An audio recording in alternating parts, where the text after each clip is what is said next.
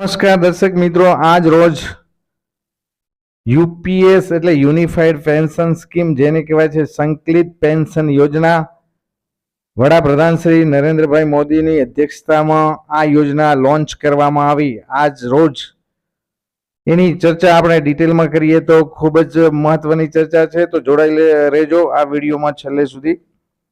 તારીખ 1/4/2025 થી આ યોજના લાગુ પડશે, એટલે કે યુપીએસ યુનિફાઈડ પેન્શન સ્કીમ સંકલિત પેન્શન યોજના તારીખ 1/4/2025 થી એટલે નવા નાણાકીય વર્ષ જે આવી રહ્યું છે એ તારીખથી આ યોજના લાગુ પડી જશે.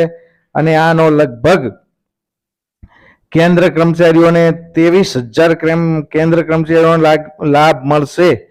અને જો આ યોજનાઓ રાજ્ય લાગુ પાડે છે તો સમગ્ર ભારત દેશમાંથી 90,000 કર્મચારીઓ 90 લાખ કર્મચારીઓને આનો લાભ મળી શકે છે, જેમાં નીચે મુજબના લાભો મળી શકે છે.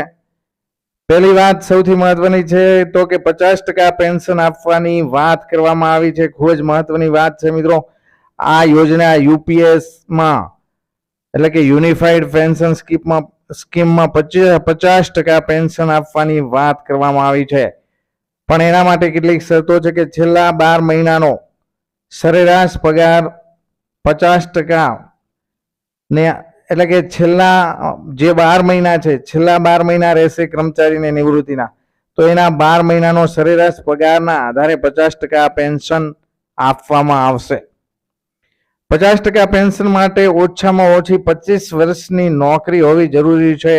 ખૂબ જ મહત્વની વાત, પેન્શન 50% મેળવવું હશે તો 25 વર્ષની નોકરી કર્મચારીની થયેલી હોવી જોઈએ. જો 25 વર્ષથી ઓછી નોકરી હશે તો એ સમય મુજબ પેન્શનનું મૂલ્ય નક્કી કરવામાં આવશે કે 24 વર્ષ છે, 23 વર્ષ છે, તો એ નોકરીના આધારે પેન્શન નક્કી કરવામાં આવશે. લઘુત્તમ પેન્શન મર્યાદા 10 વર્ષની કરવામાં આવી છે, એટલે કે ઓછામાં ઓછા 10 વર્ષની નોકરી કરેલી હશે તો દર મહિને 10,000નું પેન્શન મળશે. 10 વર્ષથી ઓછી નોકરીમાં પેન્શન મળવા પાત્ર નથી. બીજી મહત્વની વાત દર્શક મિત્રો કરી દઈએ તો કુટુંબ પેન્શન 60% કરવામાં આવ્યું છે, જે અગાઉ 50% અને 30% મુજબ મળતું હતું.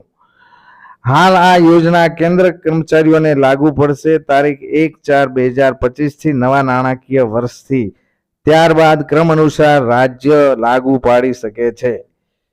ત્યારબાદ રાજ્ય સરકાર પણ આ યોજનાનો અમલ કરશે. એનપીએસ સિસ્ટમમાં રહેલ કર્મચારીઓ પણ યુપીએસ એટલે કે યુપીએસ આ નવી જે પેન્શન સ્કીમ છે, નવી સંકલિત પેન્શન યોજના છે, તેમાં જોડાઈ શકે છે. યુનિફાઈડ પેન્શન સ્કીમમાં જોડાઈ શકે છે. કર્મચારીઓનું એનપીએફ કે સીપીએફ જે કાપવામાં આવતું હતું 10% કર્મચારી તરફથી ને 10% કેન્દ્ર સરકાર કે રાજ્ય સરકાર તરફથી, તો હવે એ રીતનું કપાણ, એ રીતની કોઈ સીપીએફ કે એનપીએફ કાપવામાં આવશે નહીં. કેન્દ્ર સરકાર એ 18.5% દરે જમા કરશે, કર્મચારીના ખાતામાં જમા થશે નહીં. એટલે કે કર્મચારીએ પોતાના પગારમાંથી આપવાનો રહેશે નહીં, કપાત કરવામાં આવશે નહીં.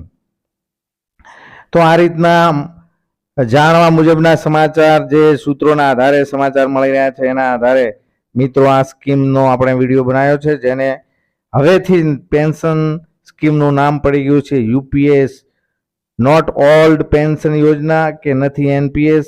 આ યોજના હવેથી યુપીએસ યુનિફાઈડ પેન્શન સ્કીમ તરીકે ઓળખાશે. આભાર, થેન્ક યુ.